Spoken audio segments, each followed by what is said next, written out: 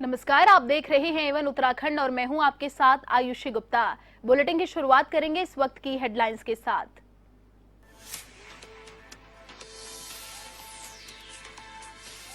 उत्तराखंड में मुख्यमंत्री पुष्कर सिंह धामी की अध्यक्षता में प्रदेश मंत्रिमंडल की बैठक। आज हो सकते हैं कई बड़े फैसले। सरकार नई पार्किंग नीति लाने की तैयारी में।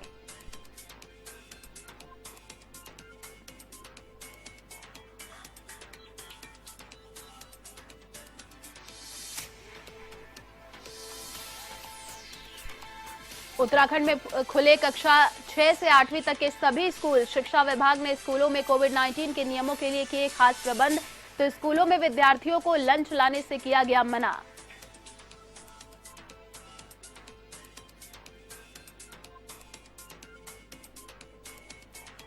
उत्तराखंड कृषि कानूनों को लेकर किसानों का प्रदर्शन जारी। इस बीच केंद्रीय रक्षा एवं पर्यटन मंत्री अजय भट्ट ने निकाली जन आशीर्वाद यात्रा। सैकड़ों किसानों ने काले झंडे दिखाकर जताया विरोध। भारी पुलिस बल रहा तैनात।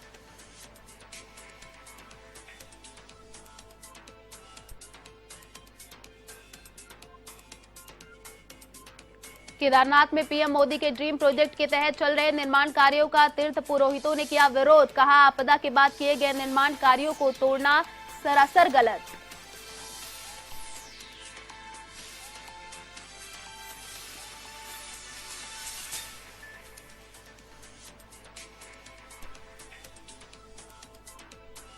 सावन के आखिरी सोमवार पर देवनगरी के शिव मंदिरों में भीड़। अल्मोड़ा के विश्व प्रसिद्ध जागेश्वर धाम में भक्तों ने की पूजा अर्चना, तो हरिद्वार के श्री दक्षेश्वर महादेव मंदिर में श्रद्धालुओं ने किया जलाभिषेक।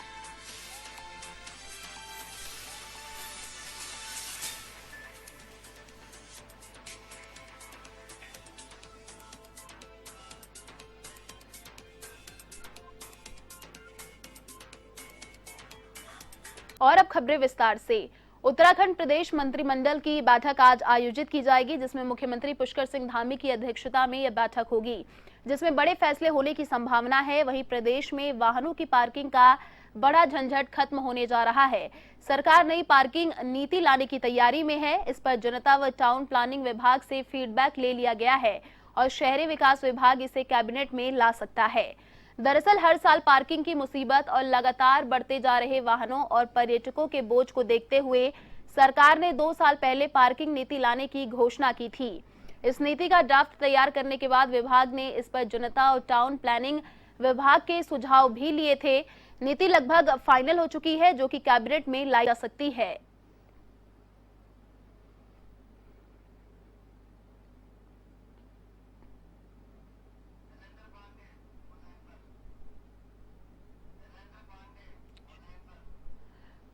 और इसी खबर पर अधिक अपडेट के साथ हमारे संवाददाता शैलेंद्र पांडे फोन लाइन पर जुड़ चुके हैं। जी शैलेंद्र, विस्तार से बताएं हमें इस खबर के बारे में, क्योंकि आज बड़े फैसले हो सकते हैं। क्या कुछ अपडेट? हाँ, आयुषी बता दें कि आज 5 बजे सचिवालय में मंत्रिमंडल की बैठक होने वाली है, जिसमें कई अहम मुद्दों पर फैसला हो सकता है। एक तो पार्किंग का है, साथ ही सबसे बड़ा है अनुपूरक बजट। जी, क्योंकि सरकार ने बहुत सारी घोषणाएं की हैं, उनके लिए पैसे की जरूरत पड़ती है और उस पर अनुपूरक बजट सरकार को लाना अनिवार्य है। साथ ही 23 तारीख से जो विधानसभा सत्र चलने वाला है, उसको लेकर के भी सरकार इस पर चर्चा करेगी।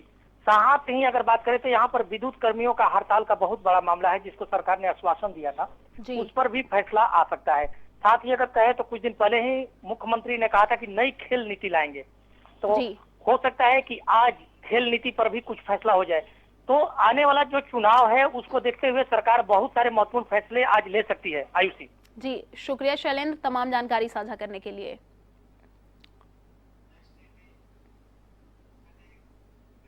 पूर्व प्रधानमंत्री स्वर्गीय अटल बिहारी वाजपेयी की पुण्यतिथि पर उत्तराखंड बीजेपी ने उन्हें याद कर श्रद्धांजलि अर्पित की। बीजेपी प्रदेश मुख्यालय में श्रद्धांजलि सभा में बीजेपी नेताओं ने स्वर्गीय अटल बिहारी वाजपेयी के सिद्धांतों को याद कर उनके बताए रास्ते पर चलने का आह्वान किया। इस दौरान टिहरी सांसद माला राज्य लक्ष्मी शाह, प्रदेश उपाध्यक्ष अनिल गोयल, प्रदेश महामंत्री कुलदीप कुमार समेत बीजेपी के कई वरिष्ठ पदाधिकारी मौजूद रहे।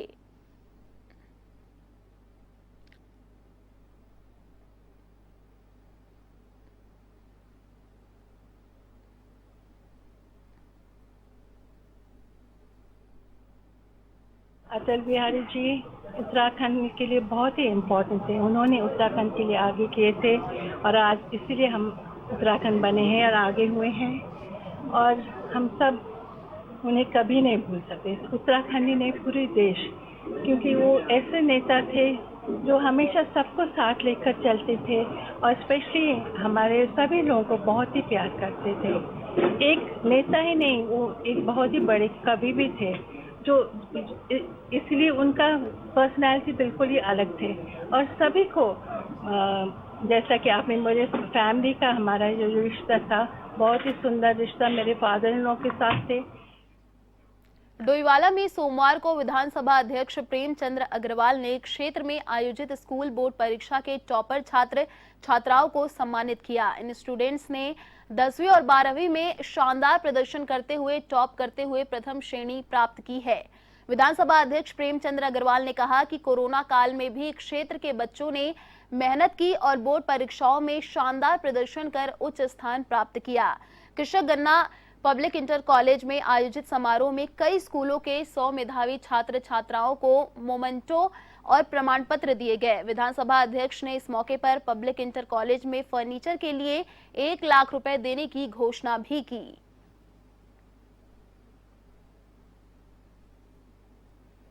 मेरे जो छात्र छात्राओं ने अपने स्कूल में फर्स्ट सेकंड थर्ड अपने मेरिट लिस्ट में आप लोग आए हैं, उनको मैं बहुत बधाई और शुभकामनाएं दे रहा हूँ। निश्चित रूप से एक अपेक्षा भी उनसे है कि आने वाले समय में वो और आगे बढ़ेंगे और इनसे जिस प्रकार से आज हमारी आदर्श संस्था ने इनको सम्मानित किया या उत्कृष्ट कार्य करने वालों को उनको सम्मानित यहाँ किया गया, एक ही बात कह सकता हूँ, इससे आने वाले बच्चों को भी प्रेरणा मिलेगी। और कोरोना काल की जहाँ तक बात की, मैं कह सकता हूँ कि अभी भी कोरोना ख़त्म नहीं हुआ है, अभी भी हमें सचेत रहने की आवश्यकता है।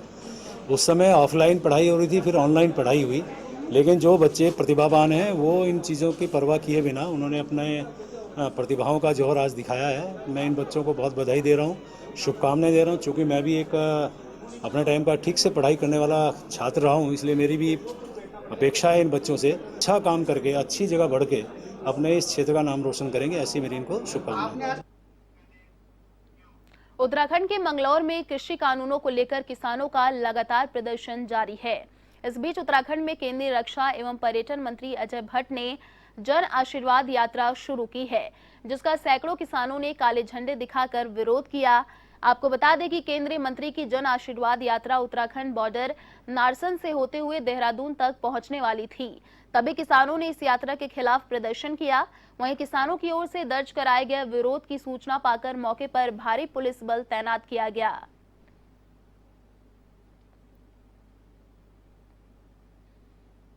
ये मजाक उड़ा रहे किसानों का यात्रा निकाल कर, अपनी तनख्वाह दुगुनी कर ली, अपने भत्ते वेतन दुगुने कर लिए, लेकिन किसान और मजदूर से कोई मतलब नहीं है। ये केवल उद्योगपतियों की सरकार है और उद्योगपतियों का ही ये सरकार भला करती है। आज हमारा 9 महीने से दिल्ली में आंदोलन चला हुआ, हमारे वहाँ 700 के लगभग किसान शहीद हो गए, लेकिन इन्हें कोई मतलब नहीं। आज तक एक शब्द इन्होंने किसानों के प्रति नहीं बोल रहा। तो हम इस यात्रा का आज यहाँ इकट्ठा होकर गुड़ मंडी मंगलौर में काले झंडे दिखाओगे और पूर्ण रूप से उत्तराखंड के किसान इसका विरोध करेंगे। इनकम दूरी करने का वादा किया था मोदी जी ने। 2022 आने वाला, हमारा गेहूँ 4000 रुपये क्विंटल बिकना चाहिए, हमारा गन्ना 650 रुपये क्विंटल बिकना चाहिए। और अगर ये नहीं बिकेंगे तो फिर हम इनसे पूछेंगे 2022 में इनकम कैसा दूंगी। 4 साल से गन्ने को पैसा नहीं बढ़ा, 180 करोड़ रुपए पालतू चीनी मिल का बकाया चल रहा और ये यात्रा निकाल रहे। ये यात्रा नहीं निकाल रहे, किसान को अपमानित करने के लिए एक षड्यंत्र रच रहे। ये किसान का मजाक उड़ाने के लिए यात्रा निकाली जा रही है। इस किसान इस यात्रा का विरोध करेगा और किसान अपना अपमान किसी सूरत में बर्दाश्त नहीं करेगा। बागेश्वर जिले की प्रभारी और कैबिनेट मंत्री रेखा आर्या ने बेटी बचाओ बेटी पढ़ाओ योजना के तहत मुख्यमंत्री महालक्ष्मी किट वितरित किए। मंत्री रेखा आर्या ने कहा कि ये योजना मां बेटी को शारीरिक व मानसिक रूप से और मजबूत करने में मील का पत्थर साबित होगी। इसके अलावा केंद्र व राज्य सरकार द्वारा चलाई जा रही प्रमुख जन कल्याणकारी योजनाओं से प्रदेश के सभी वर्गों के लोगों का जीवन बेहतर हुआ है।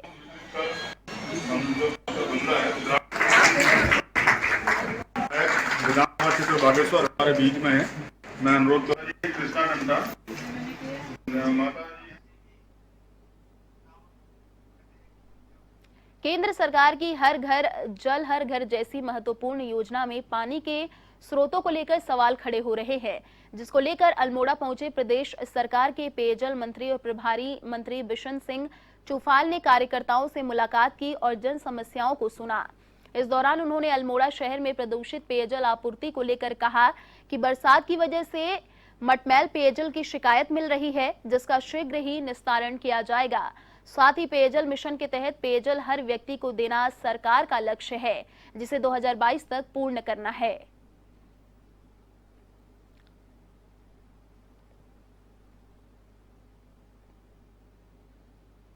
क्योंकि बरसात के समय नदी नालों से जितने भी है हमारे सारे जो पेयजल के टेप किया जाता है और अधिकतर योजना हमारे पंपिंग से भी है।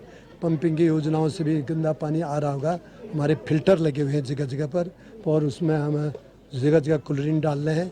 लोगों का हमारा है कि सरकार की योजना है कि स्वच्छ पानी मिले। यदि कहीं पर ऐसी व्यवस्था हो तो मैं देखूंगा प्रधान को किन कारणों से गंदा पानी आ रहेगा, उसको साफ पानी देने का काम करूँगा। जो नल बिछे थे गाँव में कहीं कहीं पर पानी का स्रोत कम हो गया था, तो स्रोत कम हो गया था तो पहले एक आधे गांव को मिल रहा था, उसी से फिर अन्य परिवारों को भी दिया।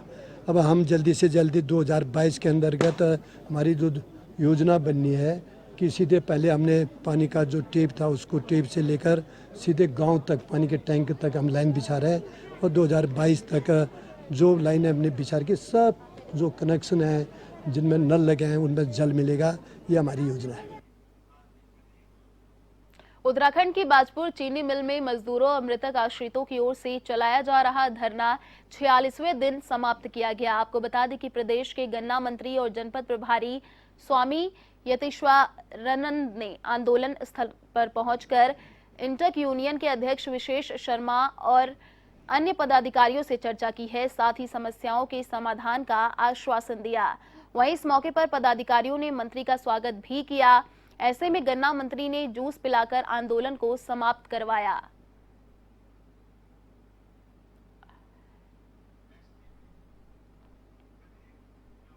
उत्तराखंड के ऋषिकेश में वैक्सीनेशन जागरूकता अभियान चलाया गया। इस दौरान त्रिवेणी घाट पर दिव्यांगों को वैक्सीनेशन के प्रति जागरूक किया गया।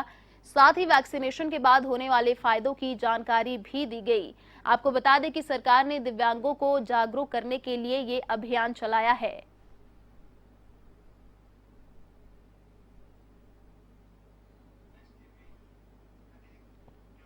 उत्तराखंड में खुले कक्षा 6 से 8वीं तक के सभी स्कूल। आपको बता दें कि शिक्षा विभाग ने कोरोना नियमों की पालना के लिए खास प्रबंध किए हैं। बीते 2 अगस्त को खोले जा चुके हैं 9वीं से 12वीं तक के सभी स्कूल।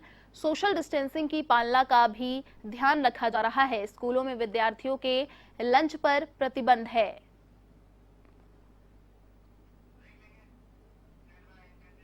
रुद्रप्रयाग के केदारनाथ में प्रधानमंत्री नरेंद्र मोदी के ड्रीम प्रोजेक्ट के तहत चल रहे द्वितीय चरण के निर्माण कार्यों का तीर्थ पुरोहितों ने विरोध जताया है।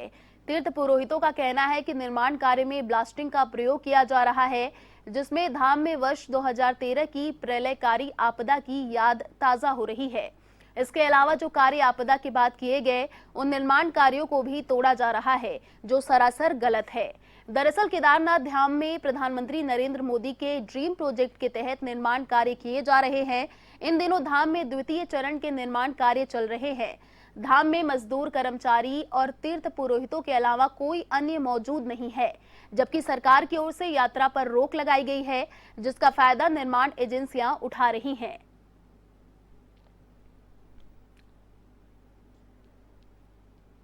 पूर्व मुख्यमंत्री श्री हरीश रावत जी ने 28 करोड़ रुपए में ये घाट बनाया था और 16 लाख का जो है चेंजिंग रूम बनाया था, लेकिन आज इन्होंने इस घाट को खोद के रख दिया है। घाट को तोड़ करके बिना यहाँ के तीर्थ पुरोहित को विश्वास में लेकर के इस घाट को इन्होंने तोड़ दिया है, जिससे कि आप सामने देख रहे हैं जो गोल चक्र है मंदिर के ठीक सामने, तो वो गोल चक्र जो है नीचे आने वाला है, तो मंदिर का भी पूरा खतरा है। तो मैं माननीय मोदी जी से प्रार्थना करता हूं कि जो आपका जो ड्रीम प्रोजेक्ट है इसको तत्काल बंद किया जाए यहाँ पर, और आप लोग जो है बना रहे हैं, तोड़ रहे हैं, बिना यहाँ के लोगों को विश्वास में ले हुए यहाँ पर ब्लास्टिंग कर रहे हैं, जिससे पूरे केदारपुरी में जो है कंपन हो रही है, जिससे कि केदारपुरी को जो है खतरा बना हुआ है। तो ये इतना अच्छा घाट बना हुआ था, इन्होंने जो है 28 लाख का घाट को जो है बिना किसी आदमी को विश्वास में नहीं, इसको तोड़ दिया है। 28 करोड़ का घाट और यहाँ पर 26 लाख का जो चेंजिंग रूम था वो भी इन्होंने तोड़ दिया है। खबर रुद्रप्रयाग के बड़मा से है, जहां बस्टा और डोबलिया में भूस्खलन के चलते आवासीय बस्ती को खतरा उत्पन्न हो गया है। काश्तकारों की सैकड़ों बीघा जमीन धंस रही है। इसके बावजूद अभी तक प्रशासन का कोई भी टीम मौके का मुआयना करने नहीं पहुंची, जिससे लोगों में आक्रोश व्याप्त है। आपको बता दें कि बड़मा क्षेत्र की 2 ग्राम सभाओं की सीमा में स्थित जखन्याल गांव का शिमला तोक खतरे के जद में है। यहां धीरे धीरे जमीन धंस रही है, साथ ही जमीन में लंबी चौड़ी दरारें भी पड़ गई हैं।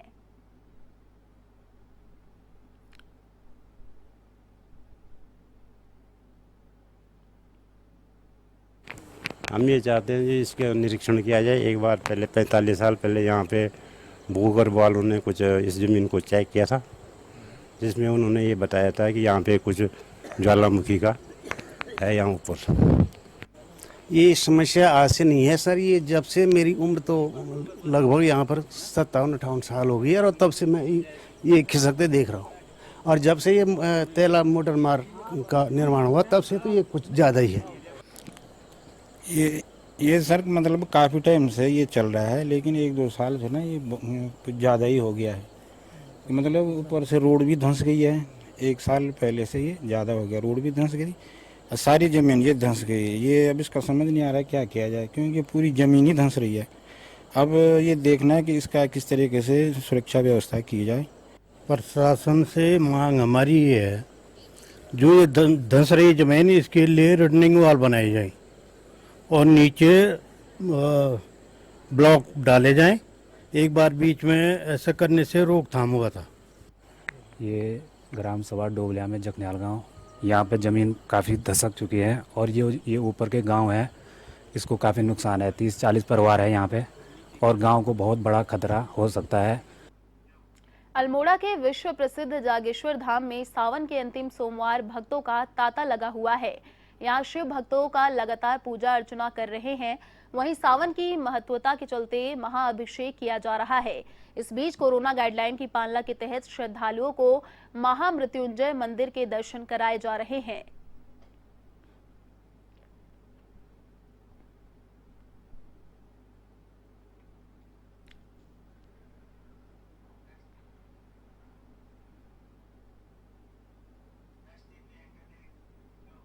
खबर हरिद्वार से, जहां सावन के आखिरी सोमवार पर कनखल में स्थित श्री दक्षेश्वर महादेव मंदिर में श्रद्धालुओं की भीड़ उमड़ी। सुबह से ही श्रद्धालुओं ने लाइनों में लगकर भगवान भोलेनाथ का जलाभिषेक किया। इस दौरान कोविड-19 को लेकर मंदिर प्रबंधक द्वारा लोगों को जागरूक किया गया और दूरी बनाकर जलाभिषेक करने का निवेदन भी किया गया।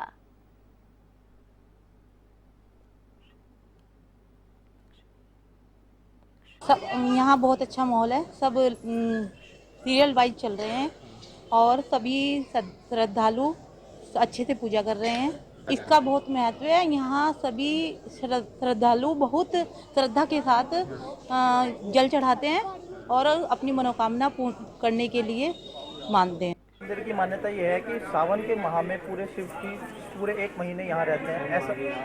ऐसा शिव जी ने भगवान दक्ष को ऐसा वरदान दिया था कि पूरे श्रावण के महीने 1 महीने में यहीं रहूँगा। और लोग दूर दूर से यहाँ पर अपनी मनोकामनाएं पूरी करने के लिए श्रावण मास में मेला लगा रहता है। यहाँ लोग दूध, दही, जल और शहद, मिश्री इत्यादि से भगवान का अभिषेक करते हैं। श्रावण का महीना जल तत्व प्रधान महीना है। भगवान शिव के मस्तक से गंगा का अवतरण हुआ है, इसलिए भगवान शिव के मस्तक पे श्रावण के महीने में गंगा जल चढ़ाने का महात्म्य है। किंतु ये भगवान शंकर की ससुराल है। भगवान शिव ने यहाँ अपने ससुर को ये वरदान दिया था कि हे राजा दक्ष, मैं तुम्हारे कटे हुए धड़ के रूप में यहाँ पर स्थित रहूंगा। फिलहाल इस बुलेटिन में इतना ही। देश और दुनिया की तमाम बड़ी खबरों के लिए देखते रहिए A1 TV। नमस्कार।